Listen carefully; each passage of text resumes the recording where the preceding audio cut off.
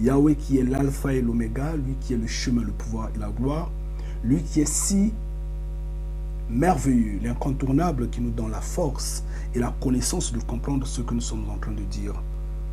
Et donc nous souhaiterons que sa main soit sur nous et qu'il nous donne plus de connaissances afin de comprendre ce dont nous allons discuter, ce dont nous allons parler. Et que son règne vienne, que sa volonté soit faite. Que son règne vienne, que celui-ci passe en vérité. Nous le voulons parce que nous le souhaitons, parce que nous sommes fatigués de ce monde-là. Bien, chers frères et sœurs, nous allons avancer, disant que ce discours, il est bon, il est universel, mais il a beaucoup d'erreurs et il mérite d'être changé, il mérite d'être corrigé. C'est dans ce discours qu'on trouve des théories comme serait l'homme blanc est venu du métissage entre les hommes qui sont venus des cieux, donc disons les anges, et les hommes de la terre autochtones qui étaient des noirs. Et de même, on dirait que les Arabes sont sortis du métissage entre blancs et je ne sais qui, et ainsi de suite, on évolue en développant des théories pareilles. Moi, je dirais que c'est faux. Tout ça, c'est le bruit qui vient, comme dit la Bible, le bruit qui vient des montagnes et des collines ne sont autres que du mensonge. La vérité est avec Yahweh et la vérité est une. Quand on va dans cette théorie-là, on rencontre des variantes d'expression disant que l'homme était noir à l'origine et avec le temps, par rapport au milieu géographique qu'il habitait, la couleur de sa peau changeait. Et donc, la morphologie physique de même, je dirais donc le nez, les cheveux moulants, tout ça, ça également ça changeait puisque l'homme était noir au départ. Et le noir, on sait qu'on a la bouche épatée, on a, je ne sais pas, le nez écrasé et des cheveux crépis. Et tout ça a changé. En fait, je vais en variation blanc, arabe, asiatique, sud-américain et autres. Donc tout ça, ça a changé. Non, on devrait être réaliste. Cette théorie-là ne procure pas la maturité. Et c'est quand même dommage que depuis que l'homme est devenu l'homme, en fait, après qu'il a subi cette évolution, le chimpanzé ou le singe s'est transformé en l'homme, l'évolution s'est stoppée. C'est quand même bizarre. Et si ces évolutionnistes-là, si ces anthropologues-là peuvent nous dire quelle est la prochaine étape d'évolution, bien ce serait bien. Et il peut y avoir des retours de naissance. Quand on dit retour à la source, la première, deuxième génération, la troisième, il y a un retour. Donc, des Arabes pouvaient mettre au monde des Noirs, pouvaient mettre au monde... en fait, pourquoi ils naissent pas des anges sur terre, puisqu'il y a eu métissage entre les hommes de la terre et les anges? Pourquoi ça s'est stoppé? Donc, c'est quand même bizarre. L'évolution s'est arrêtée. La prochaine étape, on ne la connaît pas. Et ça fait des siècles, il n'y a plus d'évolution. C'est aberrant. Et le métissage, il n'y a pas de retour aux sources. On ne voit pas des enfants noirs naître dans des familles des Arabes, dans des familles des Blancs, dans des familles des Chinois, dans des familles... Non. Ces théories-là ne tiennent pas. C'est n'importe quoi. On ne peut pas rester longtemps à discuter là-dessus parce que c'est pas ça en fait la foi. C'est pas ça la foi. Ça fait dormir. Ça fait dormir. C'est quand même bizarre. Donc en fait, moi je trouve que c'est des théories qui ne sont pas fondées. Et le plan de Yahweh a été de créer les humains sur terre. Et les humains ont été créés selon leur espèce et race au même moment. Et en ce qui concerne la Bible, cette histoire-là, l'histoire biblique, de la Genèse à l'Apocalypse, c'est une histoire basée sur un seul peuple. Le peuple hébreu, le peuple israélien. Et ce peuple-là est noir. Noir de peau, noir avec des cheveux crépus et ayant le nez écrasé, la bouche épatée et je ne sais pas quoi et quoi. Noir, un peuple africain. L'histoire de la Bible. Bien, la Bible n'étant pas injuste, va pouvoir évoquer d'autres peuples, comme on les voit à l'Apocalypse. Dans l'Apocalypse, Jean a bien vu que des multitudes de peuples de toute race, de toute langue sur terre ont été sauvés. Comme on peut également le voir au moment où Yahweh sortait le peuple d'Égypte. En fait, les Hébreux d'Égypte. Il y a eu une multitude d'êtres humains, d'autres couleurs, que Yahweh lui-même appelait les étrangers. Il les a sortis d'Égypte. Et ils sont partis ensemble avec les Hébreux. Ça, c'est une image qui reflète la réalité, la vérité. Donc, dire que après le déluge, c'est Noé qui a renfloué la terre, je dirais non. Non. Les jaunes peuvent revoir dans leurs livres, s'ils en ont. Ils ont leurs ancêtres. Les rouges ont leurs ancêtres. Les blancs ont leurs ancêtres. Noé était noir et Noé a renfloué, a multiplié. La terre, c'est... En fait, les noirs se sont multipliés à partir de Noé. La Bible est remplie de métaphores, comme je pourrais dire des proverbes. Mais c'est plus des métaphores, surtout dans la Genèse biblique. Tel que quand on dit « Au commencement était la parole, et la parole était avec Elohim ». Mais bien sûr que la parole était avec Elohim. Elohim se sont concertés. Ils ont trouvé qu'il était mieux de créer la vie. Et quand Yahweh va dire, créons l'homme à notre image, selon notre ressemblance, Yahweh parlait aux Elohim. Et on a lu qu'au commencement était la parole. Et la parole était avec Dieu. Et la parole était Dieu. Et la parole s'est fait chair et je ne sais pas quoi, c'est une théorie un peu longue là, qu'on lit plus dans Jean 1. Mais, c'est pas fondé ça. Tout ça, ça alimente l'imagination. Dieu, qui est Dieu? Définition, c'est que Dieu est esprit, omniscient, omnipotent, omniprésent. On dit un esprit. À la base, c'est faux, ça ne marche pas. Le Vatican savait que Dieu n'est autre que la lumière du soleil. C'est pourquoi il dit esprit, pour qu'on ne le voit pas. Parce qu'en fait, dans les cieux vivent des hommes, des êtres humains qui sont comme vous et moi.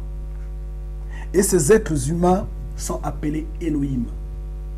Et à l'origine, c'est eux qui ont eu l'initiative, qui ont eu l'idée. Comme on dit, au commencement était la parole. au commencement était cette réunion-là qu'ils avaient fait, cette parole-là. Ils avaient eu l'idée, ils avaient eu un plan. Et cette parole-là était avec Elohim. Et cette parole s'est fait chair. Et de cette parole, ils ont exécuté, ils ont créé la vie. C'est simple à comprendre. Et donc, en un mot, je dirais que Dieu n'existe pas. Mais c'est Elohim qui existe. Et c'est qui Elohim? Elohim, ce sont ces hommes-là, ces êtres humains qui vivent dans les cieux. Vous avez entendu parler récemment des extraterrestres, ça et là, que la vie existe quelque part ailleurs aussi, non seulement sur Terre. Oui, c'est une vérité. Mais dans notre cas, ne nous limitons pas sur ces images de la télé. Nous nous limitons sur la réalité du fondement biblique. Et donc, Elohim va pouvoir se décider à créer la vie sur terre. Quand ils vont arriver sur terre, qu'est-ce qu'ils vont remarquer? Ils vont travailler pendant 6 jours. Ils vont travailler pendant 6 jours. Et la Bible dit qu'un jour est l'équivalent de 1000 ans pour Yahweh, pour Elohim. Donc, mathématiquement parlant, ils ont travaillé pendant 6000 ans. Et ils se sont reposés pendant un jour. Et qui fait donc 1000 ans. Ils se sont reposés pendant 1000 ans. C'était pour bien voir, remarquer les anomalies, l'évolution en un mot de ce qu'ils avaient créé. Comment ça évolue? C'est bien ou c'est pas bien? Pendant 1000 ans. Nous nous attablons sur l'origine de l'homme. Quand Yahweh va pouvoir décider, parce que c'est lui qui avait décidé, puisque dans Elohim, je dis Elohim, c'est un groupe d'hommes. Donc ils peuvent être 1 million, 2 milliards, 11 milliards, 10 milliards, c'est sans Elohim. Et il y a eu un groupe qui s'est détaché de cette population des cieux qui a décidé de créer l'humanité sur terre. Et dans ce groupe-là, on peut trouver des gens comme Melchisédek, on peut trouver des gens comme Satan, on peut trouver des gens comme Lucifer, on peut trouver des gens comme Archange Michel, Archange Gabriel, on peut trouver des gens comme Yahweh, le maître d'œuvre bien sûr. Donc, Yahweh maintenant va se démarquer de tout ce monde-là. Il va dire, créons l'homme selon notre image et notre ressemblance. Et Yahweh va pouvoir, cette idée-là va intéresser les gens. Et ils vont dire, oui, bon d'accord, on peut créer les hommes. Et ils ont créé les hommes. Donc quand ils ont créé les hommes, leur objectif était seulement de créer l'homme. Ils ont créé l'homme. Mais j'ai toujours insisté, et j'insiste que l'homme a été créé selon les espèces et les races qui existent sur terre. Et l'homme a été créé. Nous nous focalisons sur Adam parce que nous parlons de la Bible. Et donc, quand on crée Adam, Yahweh au préalable s'est dit, cet enfant est trop jeune. Il ne peut pas avoir la connaissance exacte. Il ne peut pas avoir l'héritage comme il se doit. Et Yahweh va apprendre à l'homme la connaissance botanique ou zoologique, le simplement possible. En fait, ce qui est basique, ce qui est fondamental. Les noms des animaux, les noms des végétaux, c'était tout. Et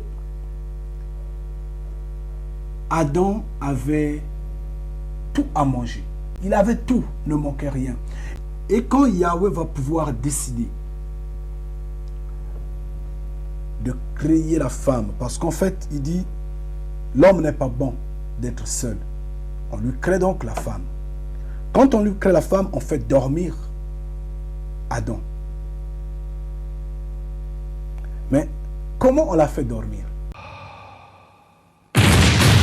Faire dormir, aujourd'hui, c'est comme serait anesthésier quelqu'un. Donc en fait, on l'a anesthésié et Adam, inconscient, endormi, ne se souvenait plus de ce qui se passait, ne sentait plus la douleur. On a opéré son corps. On a enlevé la côte. Pourquoi Yahweh avait enlevé cette côte-là? Pourquoi Elohim avait enlevé cette côte-là? Les Elohim avaient enlevé cette côte-là, c'est parce qu'en fait, il s'était dit, ça nous a coûté des temps, 1000 ans pour créer l'homme. Ou peut-être moins de 1000 ans, mais néanmoins, ça nous a pris beaucoup de temps pour créer l'homme. Si on s'attable encore à créer la femme, ça va encore prendre beaucoup de temps. C'est question de timing. Timing. Donc le timing, leur timing les avait ne les permettait pas de créer la femme authentique. Alors donc il fallait une dérivée. Ils ont fait dormir l'homme. D'où on dit dans la Bible qu'on a fait dormir Adam. On l'a anesthésié. On l'a mis dans un sommeil. Sous traitement médical, bien sûr. Et il dort. On enlève, on opère, on prend tout. Et ils ont refait ça le rapidement possible. Parce qu'en fait, ils ont cette technologie-là de recréer la personne en un laps de temps. Sa peau a été coupée. C'est parce qu'il avait subi une opération chirurgicale. On doit réfléchir. Et ça, c'est la vérité. Et on lui présente sa femme, contente sa femme. Maintenant, le problème, c'est quoi? Yahweh n'a toujours pas voulu. J'insiste, c'est lui le maître d'œuvre. C'est lui l'initiateur de la création des hommes sur terre, des êtres humains, de la vie sur terre. C'est lui l'initiateur. Et les Elohim l'ont assisté, ils ont créé ensemble. Pendant 7000 ans, ils étaient sur terre. Et peut-être plus. Mais Yahweh n'avait pas voulu donner la connaissance prématurée à l'homme. Nous allons arriver maintenant au moment où le serpent va intervenir. Vous avez lu dans la Bible que le serpent a dit, a demandé Ève, est-ce que Yahweh a réellement dit que si vous mangez cet arbre-là, vous n'allez pas mourir? Et que le serpent lui a donné ce fruit-là et qu'ils ont mangé. Certains disent que c'est la pomme, certains disent que c'est la sexualité, que Adam et Ève avaient fait des rapports sexuels. Certains disent, tout ça c'est n'importe quoi. Honestly, c'est n'importe quoi. La vérité est simple. Yahweh étant créateur de l'humanité, a tout. Il a tout avec lui. Les Elohim étaient mobilisés de s'assurer que les êtres humains qui ont été créés ne manquent rien. Et c'est inconcevable que l'homme qui a été créé puisse manquer d'habits. On va dire que non, Adam et Ève étaient nus et ils ne se rendaient pas compte qu'ils étaient nus. Oui, ils étaient nus. C'est une métaphore. Ça sous-entend qu'ils n'étaient pas intelligents. Ils ne se rendaient pas compte. Il y avait des choses qui étaient cachées derrière leur vie, derrière ce qu'ils étaient. Ils ne se rendaient pas compte que après eux, après ce qu'ils voyaient, se cachait un mystère important, merveilleux, qui n'est autre que la science. et avec la science, on peut tout faire. Eux, ils ne s'en rendaient pas compte, ils ne savaient pas ça. Et on les dit, ils sont nus. Ils ne sont pas intelligents. Donc, Adam ici et Ève n'étaient pas nus comme serait la nudité. Et quand le serpent s'approche, il mange ce fruit-là. Ce fruit n'est pas la pomme, n'est pas l'orange, la mangue, je ne sais pas, la banane ou je ne sais pas quoi. Non. C'est la connaissance. Le serpent les a appris la connaissance. Maintenant, il y a un point très important que les religieux n'ont pas souligné dans cette Genèse biblique-là.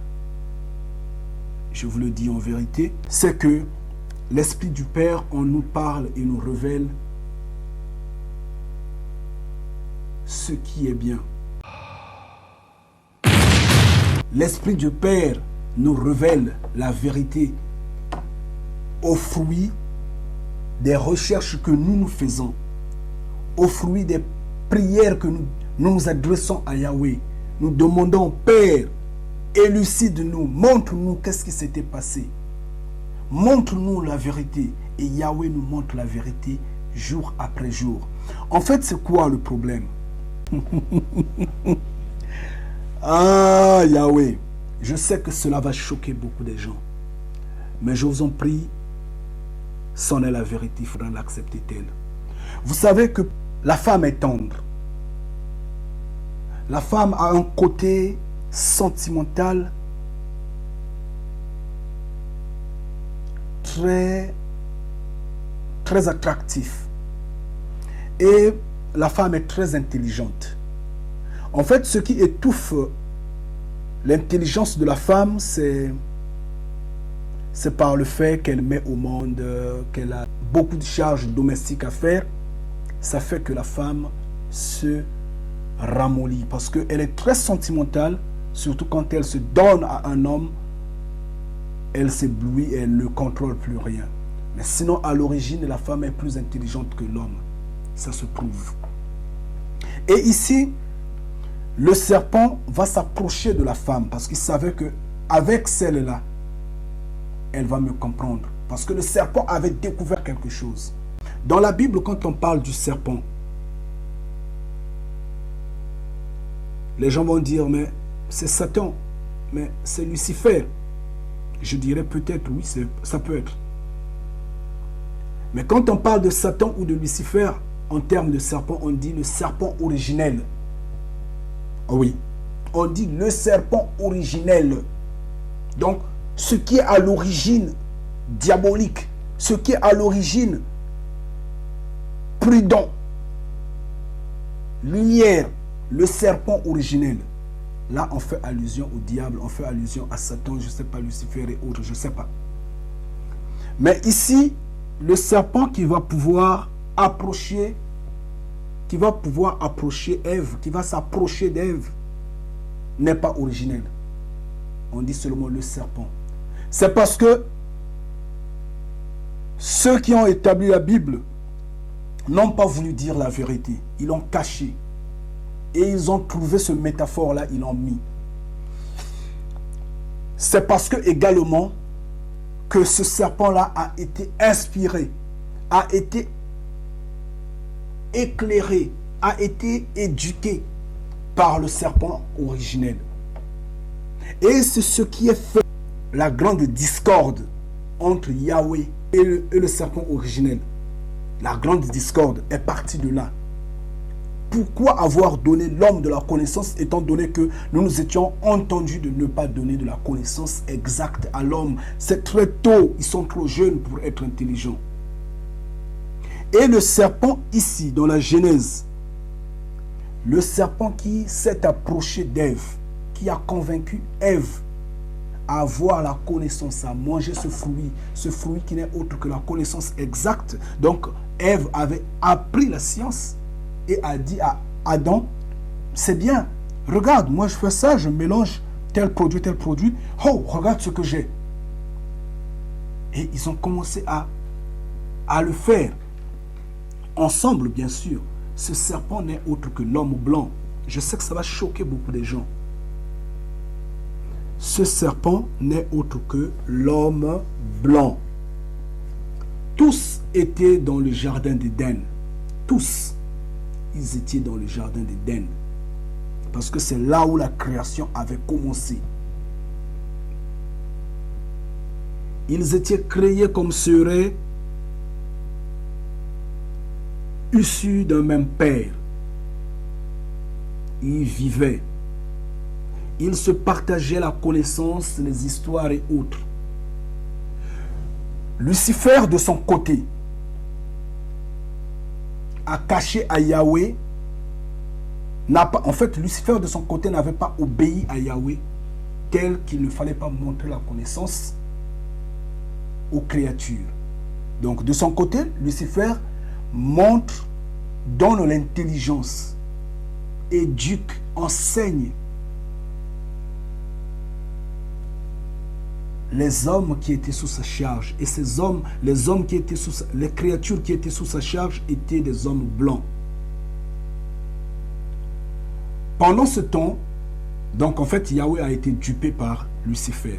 Donc, du côté de Yahweh, Yahweh avait tenu Mordicus, n'avait rien appris à ses enfants, sauf la connaissance basique, simple que nous lisons dans la Bible. Et donc, quand Yahweh va pouvoir... Non, quand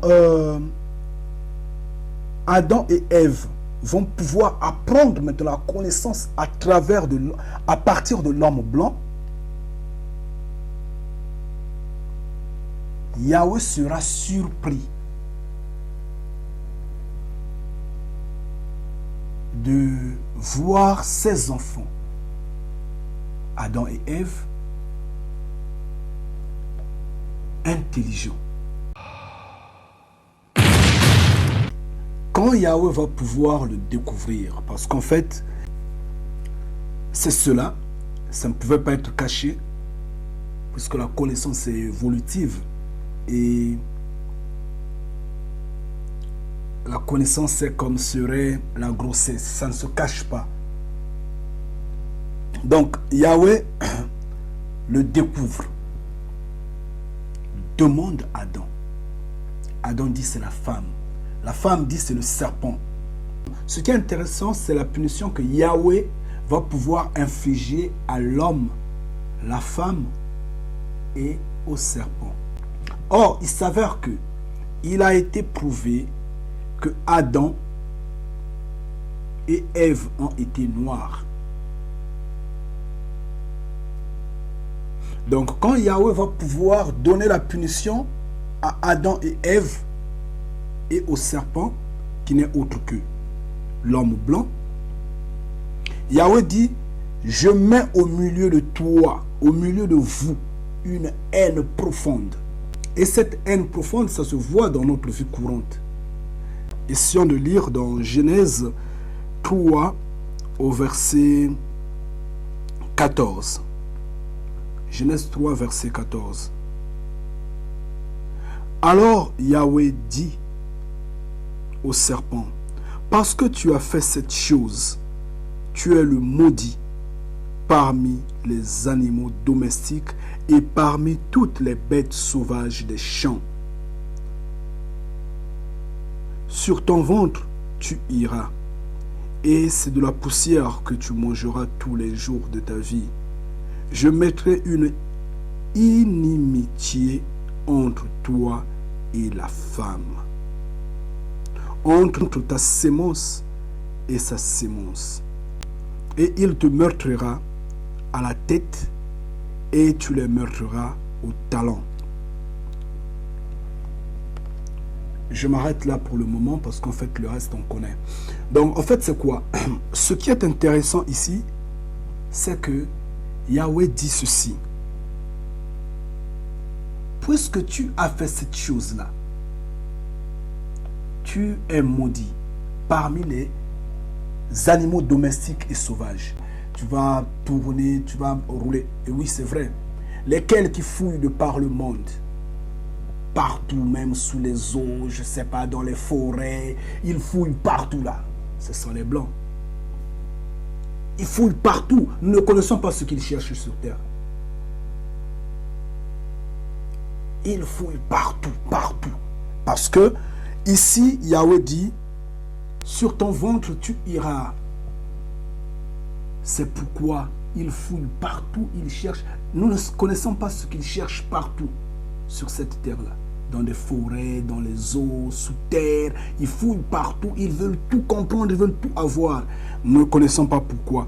Et il dit, je mettrai l'inimitié, je mettrai la haine, une grande haine entre toi et la femme, entre l'homme blanc et l'homme noir, entre les enfants de l'homme blanc et les enfants de l'homme noir. Et ça se voit jusque dans notre société aujourd'hui.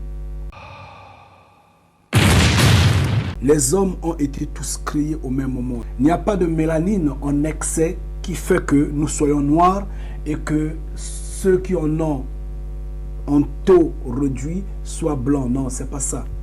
Je dirais, j'insiste, c'est pas ça. J'ai rencontré un monsieur qui a vécu en Occident pratiquement 60 ans. C'est un Jamaïcain. Il est sombre de peau. Il a eu ses enfants ici. Ses enfants ne sont pas blancs. Ses enfants sont noirs. Ses enfants ont eu encore des enfants. Ce sont des noirs. Pourquoi leur couleur de peau ne change pas? Il y a des blancs qui sont en Afrique des décennies et des siècles. Mais ils ne changent pas. Ils sont blancs, ils ne sont pas noirs.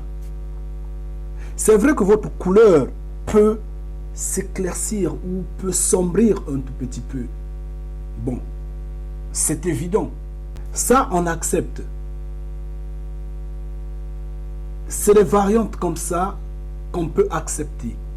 Mais ça ne va pas changer totalement la personne. Non. Il y a des Indiens, il y a des Noirs qui sont en Inde depuis des siècles. Ils sont là longtemps. Pourquoi ne sont-ils pas devenus Indiens rouges de couleur? Pourquoi? Pourquoi ne sont-ils pas jaunes? Ça, c'est... En fait, vous savez que les hommes, à force de vouloir compliquer Yahweh, Yahweh les embrouille.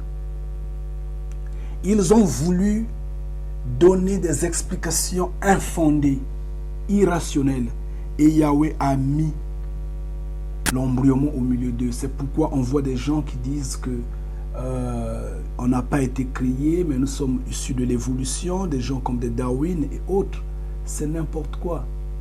C'est n'importe quoi. Donc là, Yahweh met la haine entre l'homme noir et l'homme blanc. Et c'est pourquoi le feu est là au milieu de nous. C'est pourquoi l'Occident toujours domine sur l'Afrique. Et Yahweh le savait. Il savait que ces hommes-là ont eu de l'avantage sur mes hommes. C'est pourquoi il dit, c'est du nord, c'est du septentrion que viendra le malheur du monde.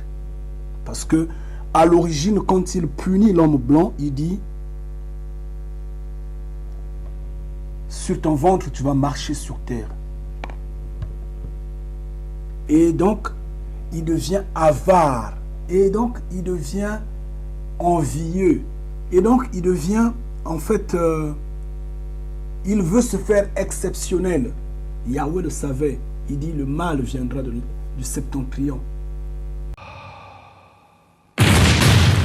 L'homme blanc rêve le noir. Il n'est pas en paix. Dans son sommeil, il rêve le noir. Il doit calculer qu'est-ce que je dois faire pour que celui-là reste captif, prisonnier, dépendant de moi, qu'il ne soit pas indépendant. Parce que s'il est indépendant, moi je suis foutu. Et en voulant imposer tout ce traitement qui garde captif l'homme noir, comme serait la traite négrière, la colonisation, toute forme d'exploitation et tout ce qui arrive, la dette et autres, tout ce système-là, en fait, c'est une façon cette peur de voir l'homme noir évoluer, devenir indépendant, devenir grand, cette peur-là, cette angoisse-là, c'est ça la morsure, en fait, les coups que les fils d'Adam, les fils d'Ève, que les Noirs donnent sur la tête, à la tête du serpent, à la tête de l'homme noir, de l'homme blanc. Et le fait que l'homme blanc apporte ces traitements qui gardent l'homme noir captif de son système, ça c'est en fait donner les coups au talent de l'homme noir. Donc en fait le serpent mord les fils et les filles d'Adam, d'Ève, au pied, au talon, parce que c'est avec le talon qu'on se lève. Si le serpent ne te mord pas au talon, alors tu vas te lever, tu deviendras indépendant, tu deviendras riche, tu deviendras fort. Mais quand on te brise le talon, tu ne peux pas te mettre debout, tu vas t'asseoir, tu vas marcher à quatre pattes et tu vas en fait tourner en rond. C'est un peu ça en fait. Et ça se voit sur le terrain. Je ne veux pas repartir sur des faits passés longtemps, mais juste à côté, en face, on a vu qu'est-ce qui ne s'est pas passé avec Kémy Séba. Et pourtant, en France, la France est un grand pays. Et il y a beaucoup de radicaux là-bas. Il y a des groupes de radicaux, il y a des partis des radicaux, des extrêmes, des extrémistes et autres, qui ont un langage violent, violent plus que jamais. Mais Kémy Séba, par le fait qu'il est noir, ils se sont organisés avec ses amis, ils ont parlé de ce que tous les noirs peuvent dénoncer comme serait injustice. L'Assemblée française, le gouvernement français, a dissous son groupe. Pourquoi? La peur au ventre. Un noir, bien que affamé, fait peur à l'homme blanc. Ça, c'est une réalité. Donc, vous voyez, c'est ça. Et là, le gouvernement a tremblé. On le voit maintenant avec Dieudonné. Dieudonné, il fait trembler. Pourquoi? C'est rien du tout. Et pourtant, mais c'est parce qu'il dénonce un système, il dit la vérité. Ceux qui sont éveillés savent que cette vérité peut entraîner à l'éclaboussement total de la lumière. Et donc, il faut l'étouffer, il faudra cacher. Mais c'est la peur au ventre qu'ils ont. Et cette peur au ventre-là, Yahweh a mis ça comme serait le coup qu'ils reçoivent sur leur tête. Ils sont mordus à la tête. Et en retour, eux, ils nous mordent. Ils mordent le talon des Noirs. Et quand on mord le talon des Noirs, on les étouffe d'évoluer. On les étouffe d'évoluer, de parvenir à la liberté totale. Mais ça n'entend pas que tous les blancs sont mauvais et veulent voir des noirs dans ces états-là. Non. Mais c'est parce que c'était écrit. C'est cela. Ça, c'est la vérité et ça doit se passer ainsi. Donc, aujourd'hui, nous avons un visage de la Genèse qui nous dit que Adam et Ève n'ont pas été les premiers hommes qui ont été créés seulement pour l'humanité tout entière. Non. La preuve, dans la Genèse, on verra bien quand Caïn, oui, c'est Caïn, quand Caïn sera chassé, il va aller dans d'autres milieux, dans d'autres coins qui étaient déjà habités, où il y avait des hommes. D'où sortait alors sa femme? Et pourquoi va-t-il crier pour dire, si quelqu'un me trouve, il va me tuer? Quand Yahweh dira non, personne ne te tuera. Si quelqu'un te tue, alors là, je te vengerai 7 fois. La vie existait, il y avait d'autres personnes qui ont été créées auparavant. Et ça, c'est la vérité qu'il faut savoir. Et la vérité est avec Yahweh.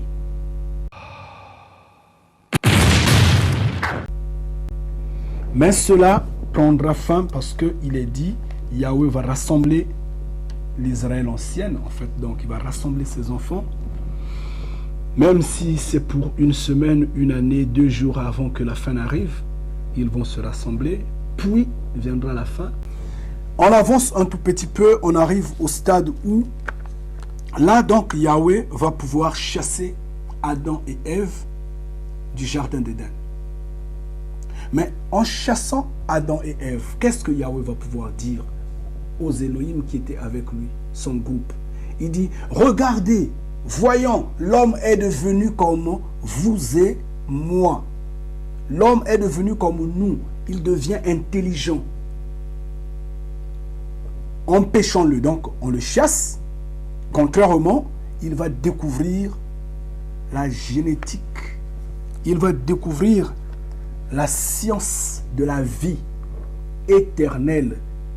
Et il deviendra éternel. Il dit, sinon il va manger ce fruit-là de la connaissance.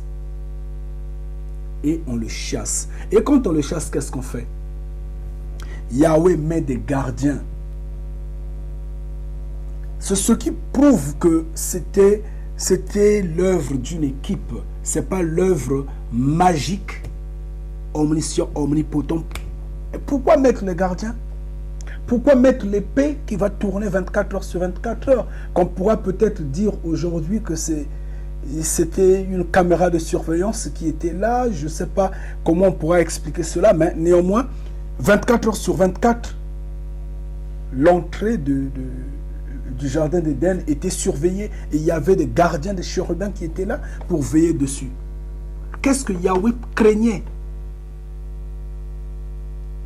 Face à cela, la théorie de Dieu ne tient pas. Dieu n'existe pas. Nous évoluons avec Elohim et Yahweh.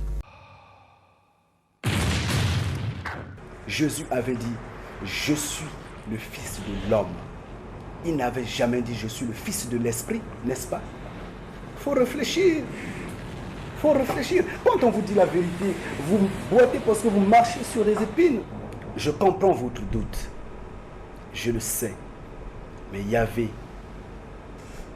fera que vous l'acceptiez. Même si vous la refusez, elle est une vérité. Elle va vous percer. Elle va vous toucher. Vous avez des yeux voilés. Ouvrez vos yeux. Le cerveau. L'heure est arrivée pour vous repentir. Je répète et j'insiste.